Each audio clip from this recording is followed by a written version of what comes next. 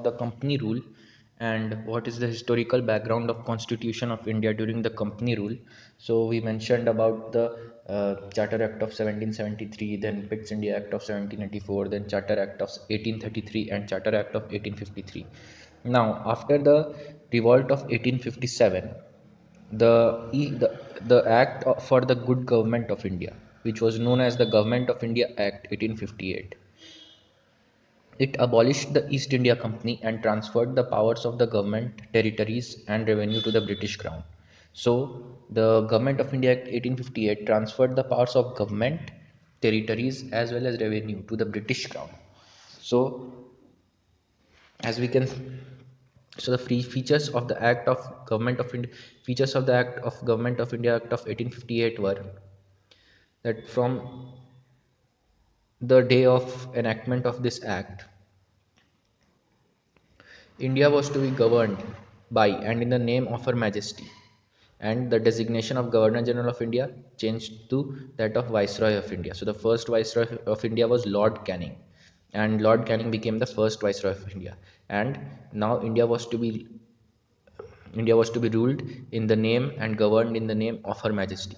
So this was the first feature. The second feature was that it ended the system of double government by abolishing the Board of Control and Court of Directors. As we can see that during the Pitt's India Act of 1784, the Court of Directors and Board of Control were established. Court of Directors managed the commercial affairs of the East India Company, and Board of Control managed the political affairs of the East India Company. But in case now, in the Government of India Act 1858, the this double system of government was abolished, and a new office was created, which was Secretary of State for India, and it was vested with complete authority and control over Indian administration. And this was the third feature, the creation of the Office of Secretary of State for India. And this Secretary of State was a member of the British cabinet, and he was known as the Secretary of State for India, and he was vested with complete authority and control over Indian administration. After that, the fourth feature was that the 15-member council was which was established 15-member council was established to assist the Secretary of State for India. The council was an advisory body, and the Secretary of State was the chairman of the council. So this was the fourth feature. Then the fifth feature was that the Secretary of State in council as a body corporate capable of suing and being sued in India and in England. So the Secretary of State was a corporate body, and it could be sued in India as well as in England. So this was all about the Government of India Act 1858. Now there were three Indian Councils Act which were passed. That is the Indian Councils Act of 1861, 1892 and 1909. So why were the Councils Act of 1861, 92 and 1909 passed? So the British felt that there was a necessity of seeking the cooperation of Indians in the administration of their country. So for seeking the cooperation of Indians in the administration of their countries, three acts, that is the Councils Act of 1861, 92 and 1909 were enacted.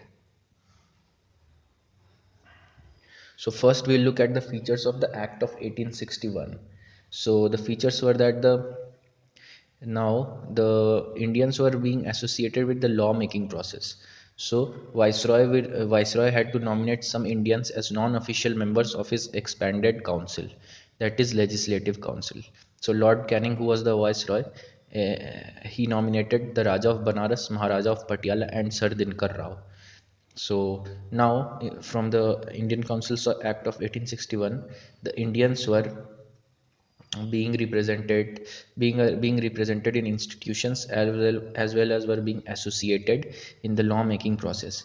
After that, it initiated the process of decentralization further, and so it restored the legislative powers of Bombay and Madras presidencies, which was centralized during the Charter Act of 1833.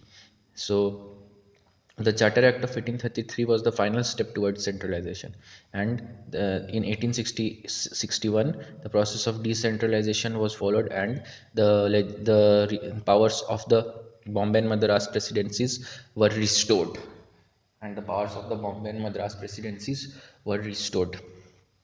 So legislative powers of the Bombay and Madras presidency were restored. So now after that, the third feature was that there was an establishment of legislative councils in Bengal, Northwest Province, and Punjab. So there were legislative councils in provinces. Also, there were legislative councils. So three new legislative councils were established in Bengal, Northwestern Province, and Punjab. So, in the Legislative Council in Bengal was established in 1862.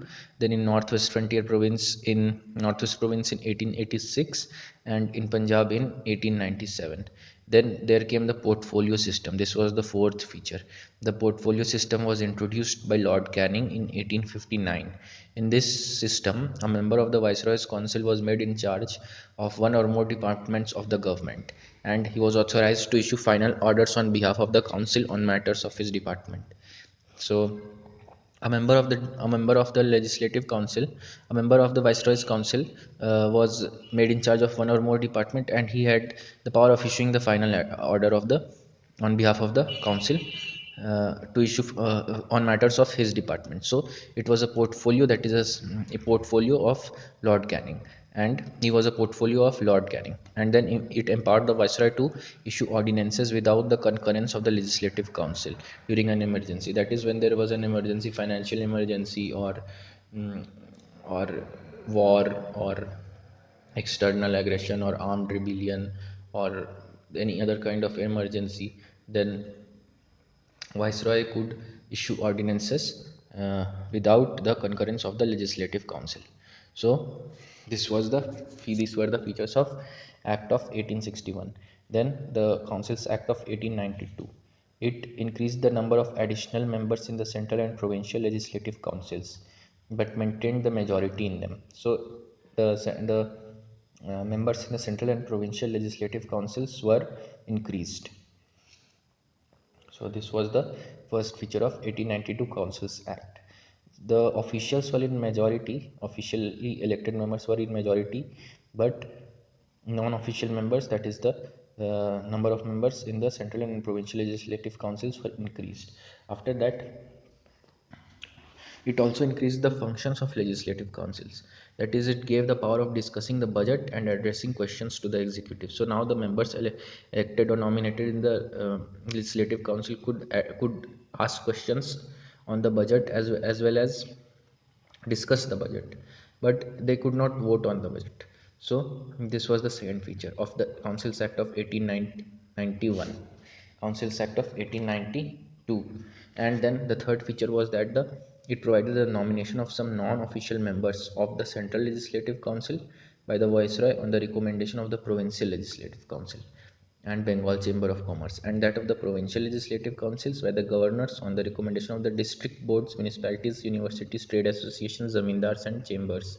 So some non-official members were nominated in the Legislative Council of the Viceroy on the recommendation of Provincial Legislative Council and Bengal Chamber of Commerce, and some non-official members were nominated by the governor in the Provincial Legislative Councils on the recommendation of district boards, municipalities, universities, trade associations, zamindars, and chambers.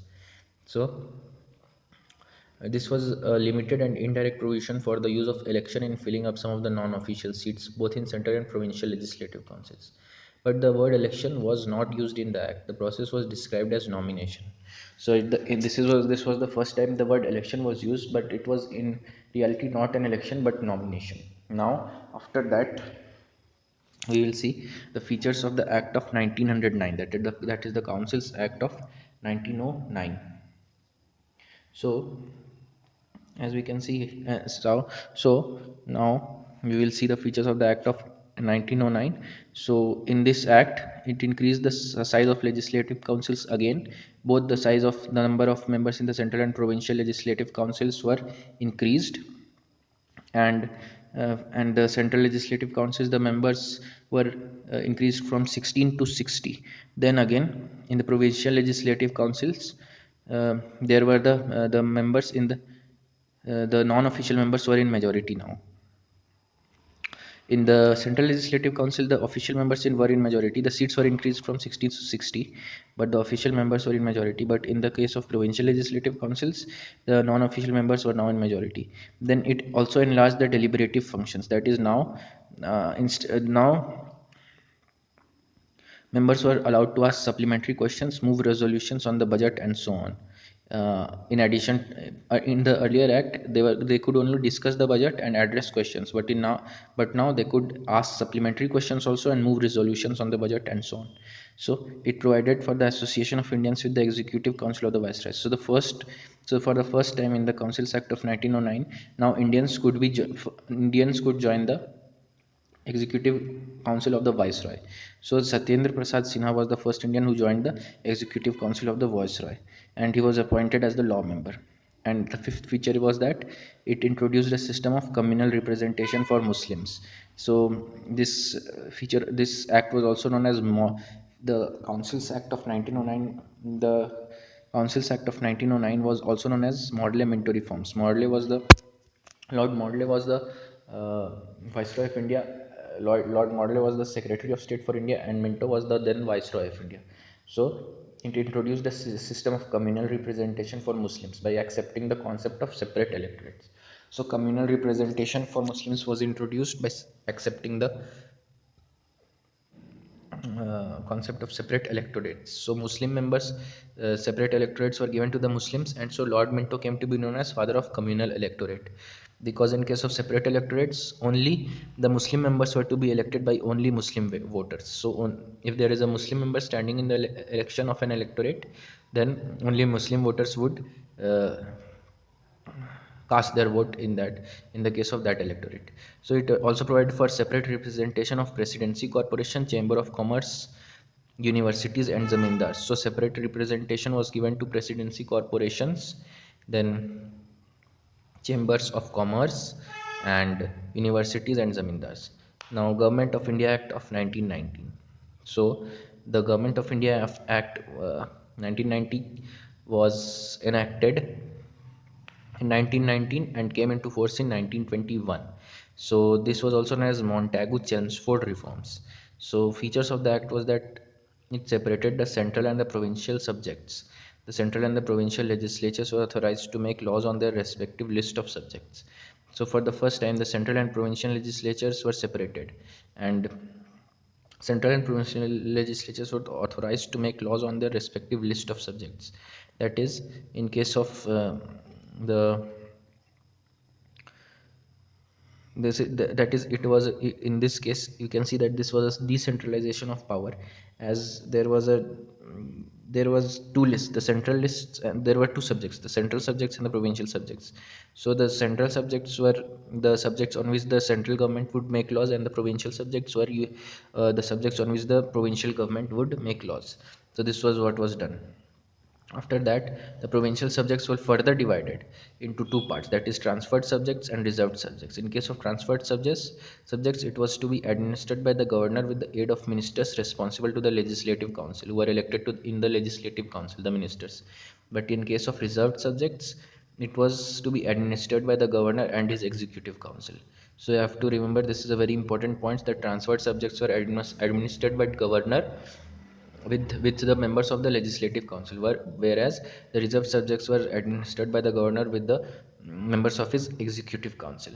After that, the bicameral for the first time, bicameralism and direct elections were introduced in the country. So the Indian Legislative Council was replaced by a bicameral legislature consisting of upper house, council of state, and lower house, legislative assembly.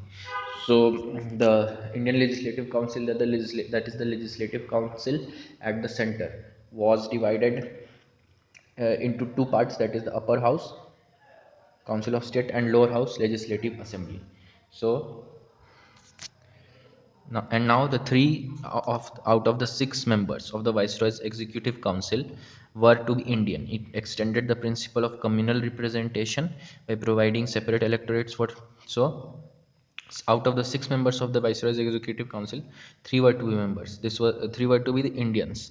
So this was a feature of Government of India Act of 1919, and then it also extended the principle of communal representation by providing separate electorates for six Indian Christians, Anglo Indians, and Europeans. So the principle of communal electorates were further principle of communal electorates were further expanded, and this time the communal electorates were given to six also Indian Christians, Anglo Indians, and Europeans also, and a limited franchisee was given to the people, that is only people with some basis on the property of basis, tax and education. The franchisee was granted that people with large amount of properties could vote in the elections, and who paid high taxes or had good education could only vote in the elections.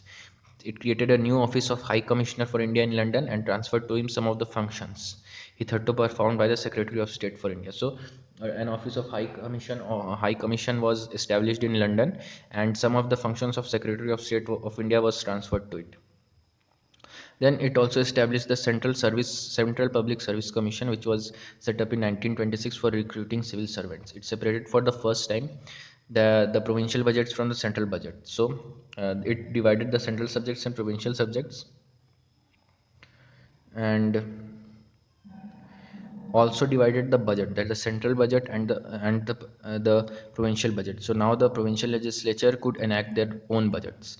After that, it provided the appointment of statutory commission to inquire into and report on its working after 10 years of its coming into force. This was known as Simon Commission, which was appointed, which was to be appointed. It was a statutory commission, and it would inquire into and report on its working of the government after 10 years of its coming into force, working of the act after 10 years of its coming into force. So this is all about the councils, the Government of India Act of 1858, Indian Councils Act of 1861, 1892, and 1909, as well as the Government of India Act of 1919.